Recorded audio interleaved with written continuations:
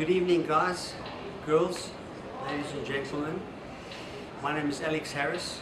I am a UJ alumni and I've lived all my life in Johannesburg, 43 years, and I've made most of those years doing interesting things, unusual things, going to high mountains, cold places, which is not a typical career for someone from this city.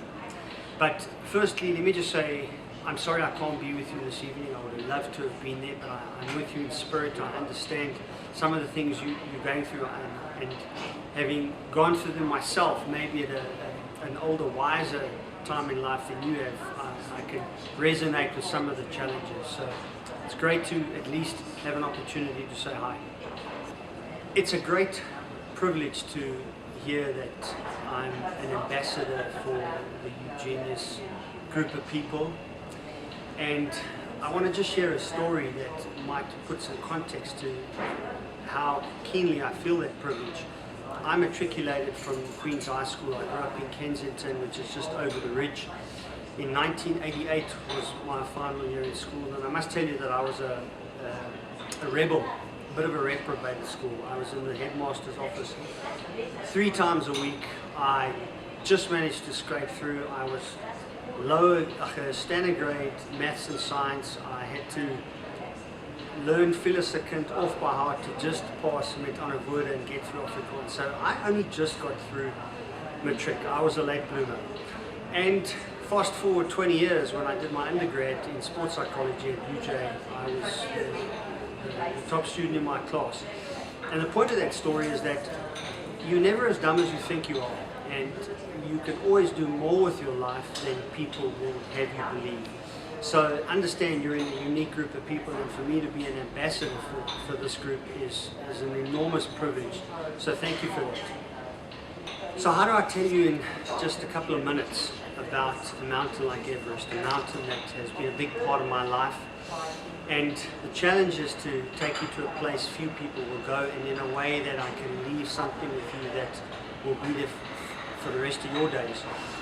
Let me say this, I spent 185 days of my life on a tent on Mount Everest over 3 expeditions over a period of 9 or 10 years to finally just spend an hour and 15 minutes on the summit.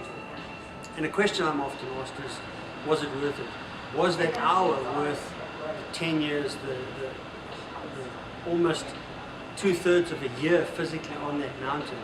And that's a question we all have to ask when you face your own Everest. It might not be 8,848 meters, but it's going to test you, it's going to tax your ability to believe in the values you hold dear for your life, the dreams you have, and all of that in the face of a world that will largely try and conform you to be mediocre and predictable. And so when I look back over my career, and I look back not just over Everest, but over 20 years of taking people to some of the highest mountains in the world, there are 3 key things that stand out for me in people that have a sense of, just a sense of being alive, a sense of conviction in their lives, and a firm belief that they can make a small difference in the world. And so the first of those is passion. You know, you're young, you have your life ahead of you, and you start this journey passionate, but you will be challenged as the months turn to years and the years become decades, and the world will try and snuff out that passion. It will try and convince you that that dream you had when you were a youngster, it's no longer valid. So you have to be intentional about your passions. You've got to live them to sometimes a painful degree. That's the root word for, the Latin word for pain is passion. How many of us live our passions to a painful degree? The second thing is the ability to persevere, that it's not going to come on a plate. You've graduated in a top group of people, and that's no guarantee that you're going to get the job you want. It's no guarantee that you're going to make the difference you want in life. You have to really carve out a set of skills, learn how to become resilient, learn how to bounce back, and be unaffected by the negative, unbelieving people in the world. Simply learn how to persevere. And that's typically a much older person's skill. It's one of the things that life teaches you. When you become a bit wiser, you learn how to persevere. So the challenge is how do you how do you obtain those values as a youngster when really they come with age?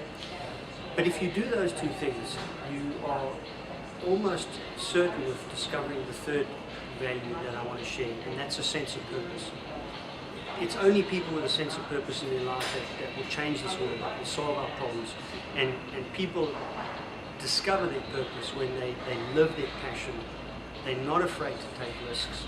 They do challenging things that cause them to persevere, to become resilient, to bounce back, and in that they get a sense of what they should be doing with their lives.